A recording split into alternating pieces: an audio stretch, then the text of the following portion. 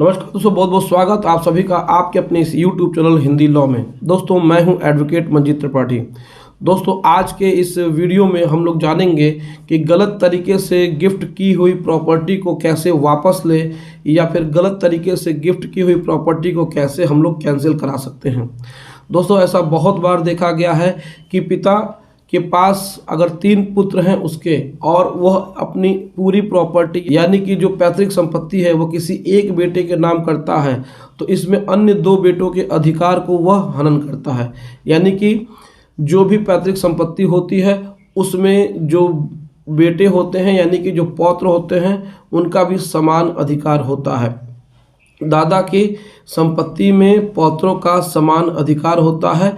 इसमें पिता केवल एक बच्चे को ही संपत्ति का गिफ्ट नहीं कर सकता है, यह कानूनन अपराध है।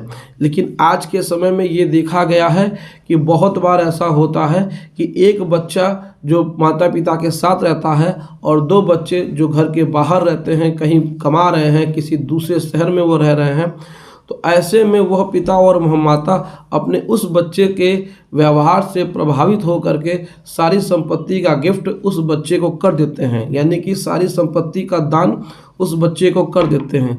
लेकिन क्या यह सही है? तो यह बिल्कुल भी सही नहीं है, क्योंकि यह कानूनन अपराध है। क्योंकि पैतृक संपत्ति में जो भी हिस्सेदार होते हैं उनके हिस्से बराबर बराबर होते हैं, जन्म से ही वह उसमें हिस्सेदार होते हैं। दादा की संपत्ति में उनके पौत्रों का अधिकार समान होता है। लेकिन यहाँ पे पिता के द्वारा जिस प्रकार से गलती की जाती है उसमें अन्य बेटों के जब अधिकार का हनन होता है तो वह अन्य बेटे किस प्रकार से अपनी संपत्ति में हिस्सा ले सकते हैं और ऐसे गिफ्ट डीड को वह कैसे कैंसिल करा सकते हैं।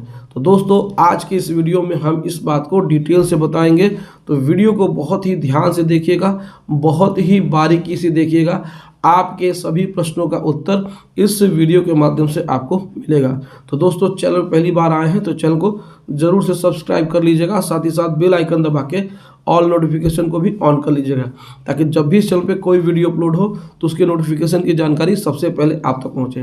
तो चलिए दोस्तों देर नहीं करते हैं, वीडियो को शुरू करते हैं। दोस्तों गलत तरीके से गिफ्ट की हुई प्रॉपर्टी को चैलेंज आप अपने सिविल कोर्ट में कर सकते हैं। जी हाँ दोस्तों, सिविल कोर्ट का ही ये अधिकार होता है कि वह किसी भी तरीके से रजिस्ट्री की हुई संपत्ति को वह रद्द कर सकता है। अगर भारतीय रजिस्ट्री अधिनियम 1908 के अंतर्गत कोई भी संपत्ति का रजिस्ट्रेशन हुआ है और वह गलत तरीके से हुआ है तो यहाँ पर सिविल कोर्ट का यह अधिकार होता है कि वह ऐसे पक्षकारों के द्वारा वाद दायर करने के पश्चात दोनों को पक्षों को सुनने के बाद ऐसे गिफ्ट डीड को वह कैंसिल कर सकता है, रद्द कर सकता है। तो इसमें स्पेशल रिलीफ एक्ट 1963 का सेक्शन 31 यह कहता है कि अगर किसी भी संपत्ति को गलत तरीके से गिफ्ट की गई है और अन्य साझेदारों को सहमति नहीं ली गई है या फिर उनके अधिकारों का हनन किया गया है तो इसमें संपूर्ण गिफ्ट डीड को चैलेंज किया जा सकता है और इसमें जो आधार हैं, कैंसिलेशन का आधार है, उनको प्रूफ किया जा सकता है। यानी कि आप अपना दावा दाखिल कर सकते हैं कि आप ये कह सकते हैं कि हमारे पिताजी ने जानबूझ करके हमारे अधिकारों को हनन किया है और हमारे एक भाई को संपूर्ण संपत्ति जो कि पैतृक संपत्ति है उसका रजिस्ट्रेशन किया है। दूसरा आप आधार ये दे सकते हैं कि हमारे पिताजी को डरा के, धमका के, मारपीट के ऐसी संपत्ति का दान अपने फेवर में कराया गया है।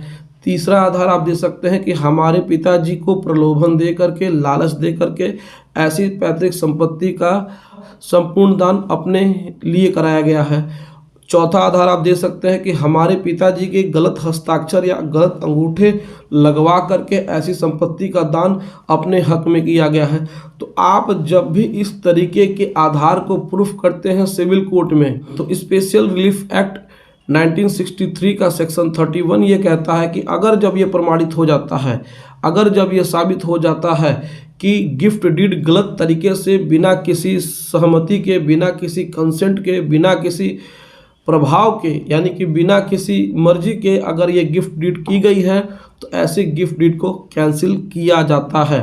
तो जब इस प्रकार की कैंसिलेशन की डिक्री पारित हो जाती है यानी ऑर्डर पास हो जाता है तो ऐसे ऑर्डर को तुरंत रजिस्ट्रार के ऑफिस में भेजा जाता है रिकॉर्ड के लिए, और फिर वहाँ पे एक रिकॉर्ड रख लिया जाता है कि ऐसे दस्तावेज यानी कि इस प्रकार की संपत्ति, जो संपत्ति का नंबर है, जो अकाउंट नंबर है, ऐसी संपत्ति को कैंसिल्ड कर दिया गया है, और फिर वह फर्दर रिकॉर्ड के लिए यानी आगे के रिकॉर्ड के लिए वहाँ पे सुरक्षित रख लिया जाता है, ताकि भविष्य में ऐसा कोई भी व्यक्ति उस संपत्ति से संबंधित सर्टिफाइड कॉपी निकाल करके उसका गलत इस्तेमाल न कर पाए।